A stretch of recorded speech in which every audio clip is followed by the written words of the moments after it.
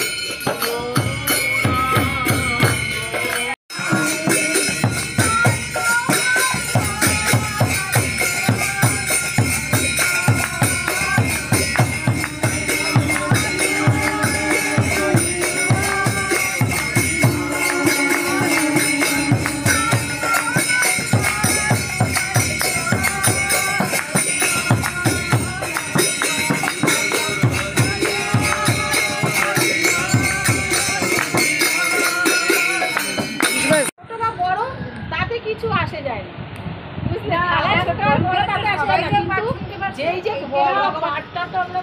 সেইটাই ভগবানের কথাটা যে বলবেন ওটা হৃদয়ঙ্গম করাটাই হচ্ছে আসল। থালা বড় ছোট কিছু আসে যাবে না। ভগবানকে শুধু এক গন্ডস জল আর একটা তুলসী পাতা দিয়ে হাতে করে কিছু পাত্র মাতাকে তাই দিয়ে ডাকলে উনি চলে আসেন, কিন্তু সোনার থালায় গুছিয়ে দিলেও সে আসে না।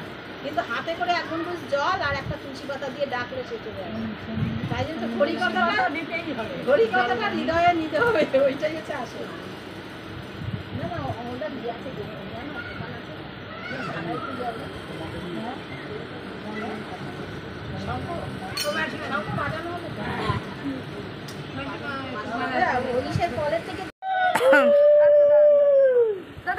ওপরে উঠে আসতে বলি।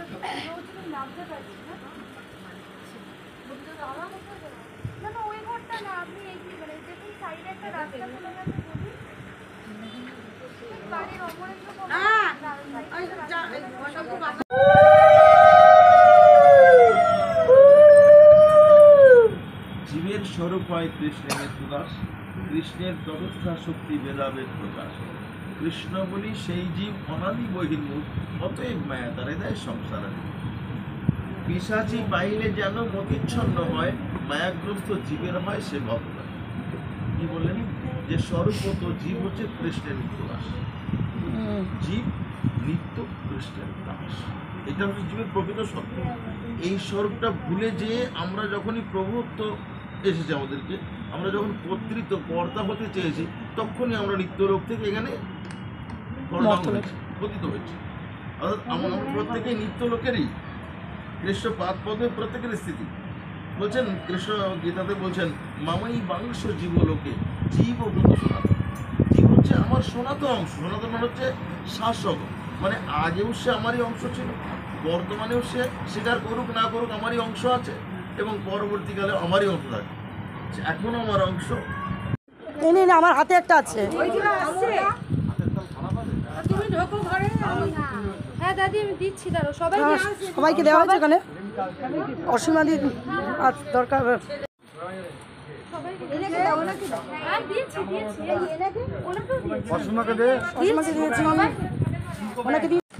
এই যে আমরা ফল প্রসাদ খাচ্ছি, এই যে পুজো টুজো হয়ে গেছে। পুজো বলতে তো কীর্তন হয়ে গেল। এইটা আমার তুলসী গাছ। খাবে আছো মিষ্টি খাবে?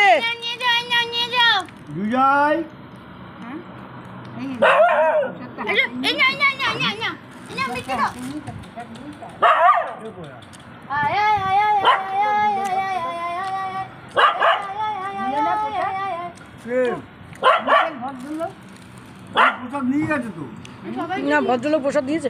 হ্যাঁ আমি সবাইকে প্যাকেট দিয়েছি। ভদ্রলোকও আমাকে একটা মিষ্টির প্যাকেট আলাদা করে কিনে দিয়েছে। হ্যাঁ উনি একটু এই নিয়ে তুই মিষ্টি খা। মা বলছি দেখিয়ে নিই যে কালকে যে আমি কীর্তনের আয়োজনটা করেছিলাম, নাম কীর্তনের, তাদেরকে আমি কি দিয়েছি। একজন আমাদের ঘরের তো কোনো কিছু, তো আমাদের সব ছোঁয়াচারিত, এগুলো কিছু করতেই পারতাম না। তো সেক্ষেত্রে আমি এই যে একটা করে মিষ্টির প্যাকেট দিয়েছি। এগুলো সব আমার মেয়ের সিলেকশন। প্রত্যেকটা মিষ্টি দারুণ, প্রতিটা মিষ্টি সুন্দর খেতে। তো এই মিষ্টি দিয়েছিলাম, আর প্রচুর ফল ছিল। ফলের ছবিটা খুব একটা ভালো করে তোলা হয়নি। যাই হোক, এটা দিয়েছিলাম এবং নাম কীর্তনটা ভীষণ ভালোভাবে হয়েছে।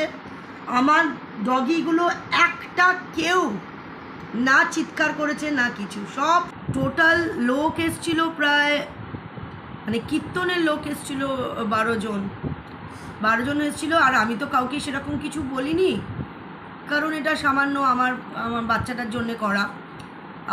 সে আমি আমার আশেপাশে যে কজন, মানে আমার দিদিকে দিয়েছি, আমার মাকে দিয়েছি, তারপর আমাদের বিল্ডিংয়ের লোক ফ্যামিলিদের দিয়েছি। ব্যাস এই করে টোটাল আমরা 18টা প্যাকেট কিনেছি। পাড়ার পাশের নেবার, তার চেনা যারা, তারা এসেছিল, তাদের দিয়েছি। অসীমাদি, তারপরে আর নাটু কাকু এসেছিল, হ্যাঁ এদেরকে দিয়েছি। এরাও মানে এরা মানে মানে এমনি কীর্তনের নাম শুনেই চলে এসেছে, কারণ আমি এদেরকে বলিনি কিছু। হ্যাঁ এদের কাউকে বলা হয়নি, কিন্তু তারা শুনেছে হচ্ছে। হ্যাঁ নাম কীর্তনে তো অ্যাকচুয়ালি কাউকে বলতে হয় না, তো মানুষের শুনলেই, ঠাকুরের নাম হচ্ছে কোথাও শুনলেই চলে আসে।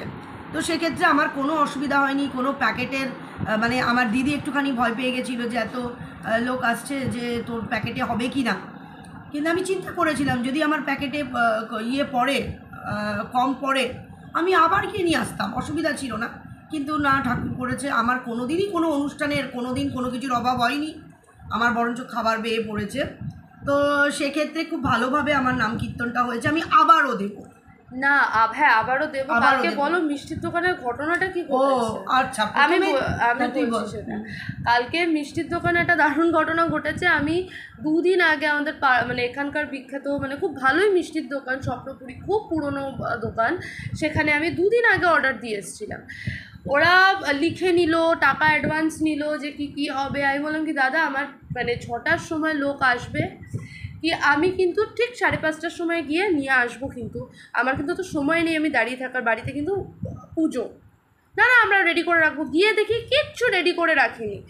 তারপর তারা যখন মানে দোকানে একটাই লোক ছিল, সে কি করছে, আমার অর্ডারটা তৈরি না করে সে 5টা 6টা ফ্লাইং কাস্টমার ঢুকছে, এই খাবে, ওই নিয়ে যাবে, কন্টিনিউয়াসলি ছেড়ে যাচ্ছে তাদের। আমার মাথা গরম হয়ে গেছে। আমি ওদের থেকে টাকা চেয়ে নিয়েছি যে আমি তো আর মাগনা নিচ্ছি না, আমি তো আপনাদের ক্যাশ দিয়েই নেব, নাকি ফ্রিতে নিতে দাঁড়িয়ে আছি, আপনি আমারটা রেডি করে দিন, আমার 18টা প্যাকেট। তো উনি শুনবেন, মানে উনি ইয়ে করছেন, বলছে দাঁড়ান না। না আমি কেন দাঁড়াবো, আমি 2 দিন আগে থেকে অর্ডার দিয়ে গেছি, আমি দাঁড়াবো, আর এরা এখন এসছে, এরা 10 মিনিট কেন দাঁড়াবে না? আমি দোকানে ঝামেলা করে টাকা নিয়ে, আমাদের পাড়ার মধ্যে একটা মিষ্টির দোকান আছে গোপাল কাকুর, ওই মিষ্টির দোকান থেকে ফাইনালি গেছি। 4-5টা ছেলে অলরেডি মিষ্টির দোকানে ছিল, ফটাফট 5 মিনিটের মধ্যে 18টা প্যাকেট আমার রেডি। মানে ঠিক আছে, খুব এটাও খুব ভালোই হয়েছে, যা হয় ভালোর জন্যই হয়। এখানে মিষ্টি সিলেকশনটা মনে হয় আরো ভালো হয়েছে। তো সেটাই হলো বিষয়। এটা মানে তাই মামাও গেছিল কালকে, মা বলছে কোনো কাজ একবারে হয় না, সব জায়গায় বাধা, কিছু না কিছু আমাদের কোনো বাধা হয় না। পড়বেই। তবে এই কীর্তনটা মানে এমনি আমার যখন কোনো অনুষ্ঠান হয়েছে আমার কোনোদিন কোনো প্রবলেম হয়নি, খাওয়া সমস্ত সময় বেঁচেছে, মানে প্রচুর প্রচুর প্রচুর ছিল, এবং এখানেও আমার কোনো অসুবিধা হয়নি, খুব ভালোভাবে হয়েছে, খুব ভালো লেগেছে।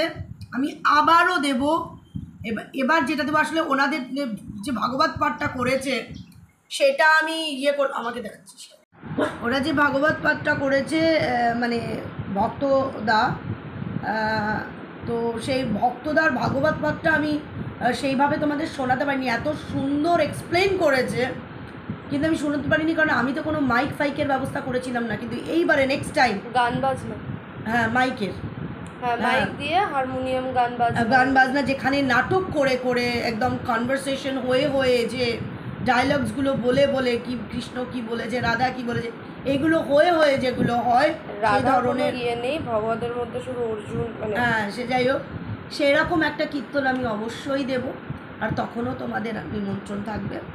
তো চলো